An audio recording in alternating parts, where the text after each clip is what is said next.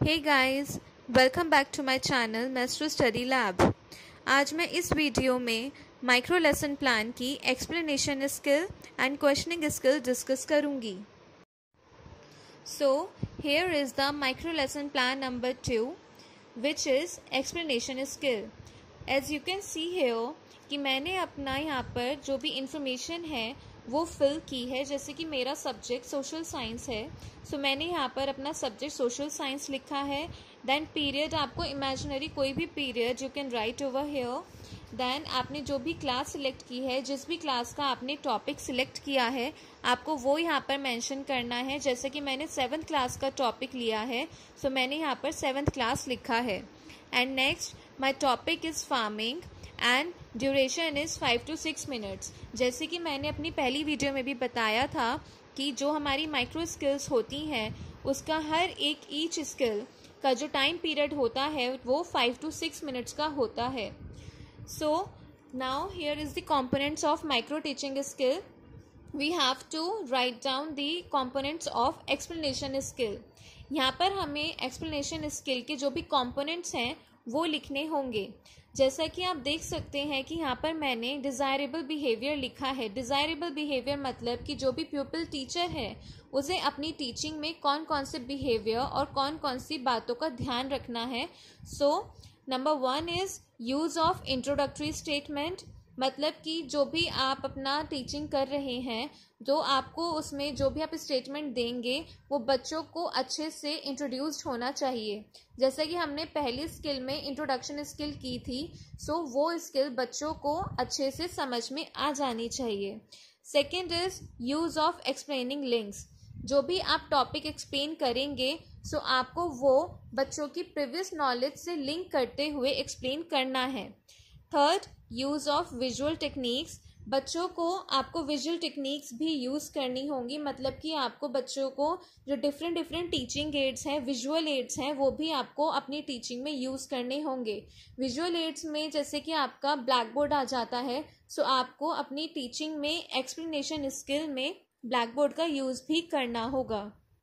Next is use of comprehensive questions. Comprehensive questions का मतलब कि आप जो भी बच्चों को टॉपिक एक्सप्लेन करेंगे, आप जो भी पैराग्राफ बच्चों को पढ़ाएंगे, उसी में से आपको बच्चों से क्वेश्चंस भी पुटअप करने होंगे। Next is use of essential points. आपको बच्चों को पढ़ाते टाइम, एक्सप्लेन करते टाइम जो भी एसेंशियल पॉइंट्स हैं जो बच्चे ईजिली रिमेंबर कर सकते हैं, वो पॉइंट्स आपको अपनी टीचिंग में यूज़ करने होंगे। Next, define technical words. अगर कोई भी टीचिंग में, कोई भी टॉपिक में आपका टेक्निकल वर्ड आता है, सो आपको बच्चों को उसे बहुत अच्छे से एक्सप्लेन करना होगा कि बच्चा उसके रिगार्डिंग उसे कोई भी कन्फ्यूजन ना रहे। And last is concluding statement. Last में आपको उसका कंक्लूडिंग स्टेटमेंट भी देना होगा कि जो भी आपने बच्चों को पैराग्राफ पढ़ाया है, जो भी टॉपिक आपने उन्हें एक्सप्लेन किया है, वो बच्चों को कितना समझ में आया, उसको कंक्लूड करना होगा कि बच्चों को कोई भी कंफ्यूजन उस टॉपिक को लेकर ना रहे। Now come to the undesirable behaviour. Undesirable behaviour में हमारे वो पॉइंट्स आते हैं कि जो आपको अपनी टीचिंग में यूज़ नहीं करने। First is use of irrelevant statement. Irrelevant statement मतलब कि आपको कोई भी ऐसा स्टेटमेंट यूज़ नहीं करना जो आपके टॉपिक से हटकर हो। Second is lack of continuity in statement. आपको कोई भी ऐसा स्टेटमेंट यूज़ नहीं करना जिसमें आपकी कॉन्टिन्यूटी खराब हो या उसमें कॉन्टिन्यूटी की कमी हो। मतलब कि आपको अपने टॉपिक से हटकर कोई भी स्टेटमेंट या कोई भी दूसरा टॉपिक शुरू नहीं करना। Third, use of inappropriate words and irrelevant phrases. Same ये भी वही चीज़ है कि आपको कोई भी इनएप्रोप्रिएट वर्ड, मतलब कोई भी आपको अशुद्ध वर्ड यूज़ नहीं करना है अपनी टीचिंग में, और कोई भी ऐसे फ्रेजेस यूज़ नहीं करने हैं जो कि आपके टॉपिक से अलग हों। Last is lack of fluency. ऐसा आपको, आप जो टॉपिक आप एक्सप्लेन कर रहे हैं वो टॉपिक आपको भी अच्छे से क्लियर होना चाहिए, जिससे कि आप बच्चों को पढ़ाते टाइम फ्लुएंट रह सकें और बच्चों के क्वेश्चन का आंसर कर सकें। So these are the components of explanation skill. ये स्किल्स को, जो भी ये पॉइंट्स हैं, आपको इन पॉइंट्स को याद में रखकर ही अपनी स्किल यूज़ करनी है टीचिंग में। Now let's discuss it's प्यूपिल teacher activities and प्यूपिल activities. जैसा कि मैंने आपको पहली वीडियो में भी बताया था कि जो बीएड स्टूडेंट्स होते हैं वही प्यूपिल टीचर होते हैं, और जब हम अपने जो बीएड स्टूडेंट्स अपने ही क्लासमेट्स को जब पढ़ाते हैं माइक्रो टीचिंग में, सो जो स्टूडेंट्स पढ़ते हैं वो प्यूपिल एक्टिविटीज़ के अंडर आते हैं। Now look at the प्यूपिल teacher activities. मेरा टॉपिक फार्मिंग है, सो मैंने यहाँ पर अपना फार्मिंग का जो भी पैराग्राफ है, जो टॉपिक है, उसको एक्सप्लेन किया है। Like farming is the process of working the ground, planting seeds and growing edible plants. Farming can be called a system. इसके बाद मैंने यहाँ पर ब्लैक बोर्ड का यूज़ किया बच्चों को पढ़ाने के लिए। सो मैंने जो भी ब्लैक बोर्ड पर लिखा मैंने उसका एक कटआउट यहाँ पर पेस्ट किया है। आपको जो भी आप माइक्रो टीचिंग में जो भी आप टीचिंग एड्स यूज़ करेंगे आपको उसे अपनी लेसन प्लान में पेस्ट करना होगा, उसे शो करना होगा। सो जैसे मैंने ब्लैक बोर्ड का यूज़ किया तो मैंने यहाँ पर ब्लैक चार्ट पेपर के कटआउट्स लगाकर उस पर वो सारी इन्फॉर्मेशन लिखी जो मैंने ब्लैक बोर्ड में लिखी थी। उसके बाद मैंने यहाँ पर फार्मिंग के टाइप्स बताए हैं एंड देन उसको बच्चों को एक्सप्लेन किया। जब आप अपना टॉपिक एक्सप्लेन कर लेंगे, सो जब आप बच्चों को टॉपिक एक्सप्लेन कर रहे होंगे, सो प्यूपिल एक्टिविटीज़ क्या होंगी, जैसे कि मैंने यहाँ पर लिखा है students are listening attentively and writing main points in their notebook. तो it is the pupil activity कि जब मैं बच्चों को पढ़ा रही हूँ सो बच्चे उसमें कैसा रिस्पॉन्स मुझे दे रहे हैं। सो वो पूरी क्लास को अच्छे से अटेंटिवली सुन रहे हैं और जो भी मेन पॉइंट्स हैं जो मैंने ब्लैक बोर्ड पर लिखवाए हैं उसे बच्चे अपनी नोटबुक में लिख रहे हैं। टॉपिक को एक्सप्लेन करने के बाद मैंने कॉम्प्रिहेंसिव क्वेश्चंस पूछे। कॉम्प्रिहेंसिव क्वेश्चंस मतलब कि मैंने उस पर्टिकुलर टॉपिक में से, उस एक्सप्लेनेशन में से मैंने 2 या 3 क्वेश्चन सिलेक्ट करे और बच्चों से वो क्वेश्चंस पूछे। Like what is farming, what are the types of farming and what are the 3 parts of farming system. मैंने इसी टॉपिक में से, इसी एक्सप्लेनेशन में से 3 क्वेश्चंस बच्चों से पूछे हैं और दैन प्यूपिल एक्टिविटीज़ में मैंने उसके आंसर्स लिखे हैं जो बच्चों ने मुझे दिए होंगे। सो आपको एक्सप्लेनेशन स्किल में एक्सप्लेन करने के बाद 2 से 3 क्वेश्चंस बच्चों से पूछने होते हैं। Now come to the rating scale. Rating scale में सेम जैसे कंपोनेंट्स हमने पहली स्किल में यूज़ किए थे, ऐसे ही हम एक्सप्लेनेशन स्किल के कंपोनेंट्स फिर से यहाँ पर नोट डाउन करेंगे एंड टीचर हमारी टीचिंग के अकॉर्डिंग हमें रेटिंग्स देंगी और जो भी हम उनके कमेंट्स हैं, जो भी उनके सजेशंस हैं वो नीचे लिखेंगे कि हमें कहाँ पर इम्प्रूवमेंट की नीड है। So this is your explanation skill. This is very very easy. आपको कोई भी टॉपिक अच्छे से बच्चों को एक्सप्लेन करना है उनकी प्रीवियस नॉलेज को लिंक करते हुए, और आपको ईजी से ईजी लैंग्वेज यूज़ करनी है। अगर आप कोई टेक्निकल वर्ड्स भी यूज़ करते हैं तो आपको उसे बच्चों को एक्सप्लेन करना होगा एंड उसके बाद आपको 2 से 3 क्वेश्चंस बच्चों से पूछने होंगे। बट रिमेंबर वन थिंग कि ये स्किल आपको 5 से 6 मिनट में पूरी करनी है, क्योंकि हमें बच्चों को पढ़ाने के लिए स्कूल में आधा घंटा मिलता है, तो आधे घंटे में हमारी जो 8 स्किल्स हैं वो हमें पूरी करनी होती हैं। इसलिए हमने एक स्किल को 5 से 6 मिनट का टाइम दिया है। Now let's discuss micro lesson plan number 3 which is questioning skill. So हमने जो भी अभी तक बच्चों को टॉपिक एक्सप्लेन किया है हमें उससे रिलेटेड बच्चों से क्वेश्चंस पूछने होंगे। सो यहाँ पर पहले हम अपनी इन्फॉर्मेशन फिल करेंगे। Like subject is social science, period 3rd, class 7th, topic farming and duration 5 to 6 minutes. Then we will write the components of micro teaching skill. हमें क्वेश्चनिंग स्किल के components यहाँ पर लिखने होंगे। First is questions were correct from the point of view of language and grammar.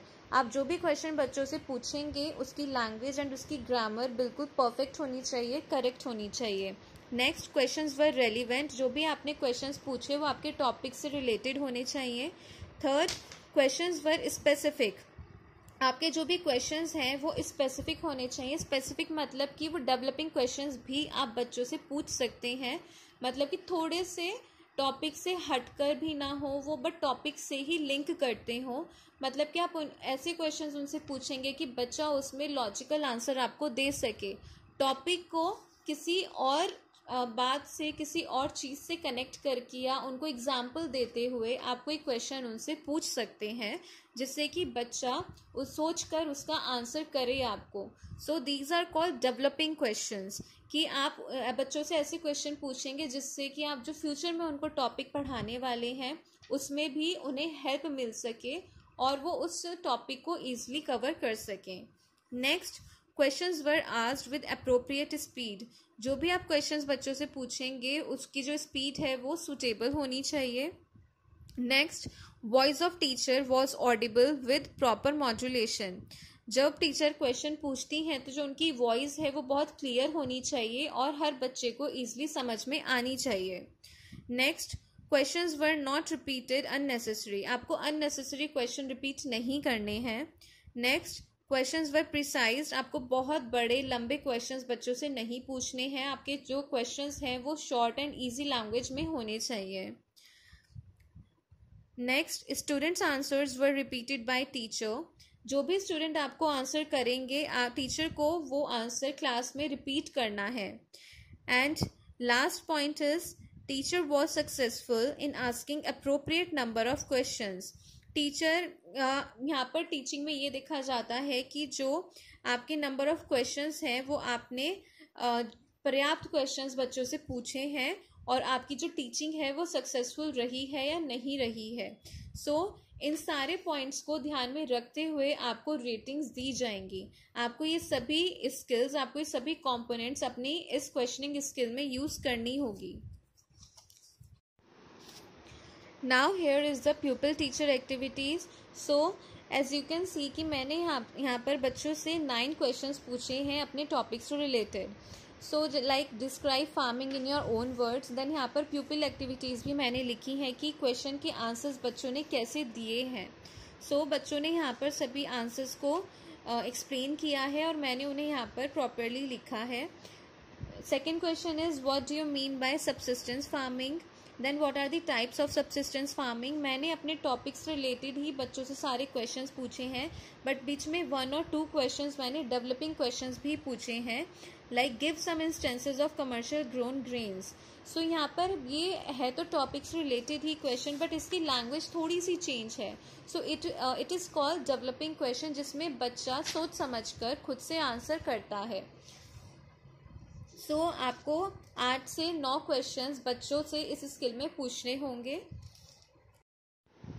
Then teachers आपको आपकी teaching के according ratings भी देंगी. आपने जो भी कंपोनेंट्स अपनी स्किल में यूज़ किए हैं उन कंपोनेंट्स के बेसिस पर आपको रेटिंग्स दी जाएंगी. बिकॉज जब आप माइक्रो टीचिंग करते हो तो जो आपकी एक्चुअल टीचर होती हैं वो आपकी माइक्रो टीचिंग को बहुत अच्छे से ऑब्जर्व करती हैं एंड उसके बेसिस पर आपको रेटिंग्स दी जाती हैं. मुझे यहाँ पर रेटिंग्स नहीं मिली हैं बिकॉज किसी पर्सनल इशू की वजह से मैं अपनी माइक्रो टीचिंग अटेंड नहीं कर पाई थी. बट आप जैसे भी अपने कंपोनेंट्स, जैसे भी अपनी स्किल्स अपनी टीचिंग में यूज़ करेंगे उसके बेसिस पर आपको रेटिंग्स भी मिलेंगी एंड आपको सजेशंस भी मिलेंगे कि आपको कहाँ पर कितने इम्प्रूवमेंट की ज़रूरत है. नेक्स्ट वीडियो में मैं आपसे इसकी आगे की स्किल जो कि स्टिमुलस वेरिएशन है वो डिस्कस करूँगी. अगर आपको कोई भी क्वेरी है इस वीडियो के रिगार्डिंग देन आप मुझसे कमेंट बॉक्स में बेझिझक पूछ सकते हैं. And if you want more videos then please do like, share, comment and subscribe my channel. Thank you so much.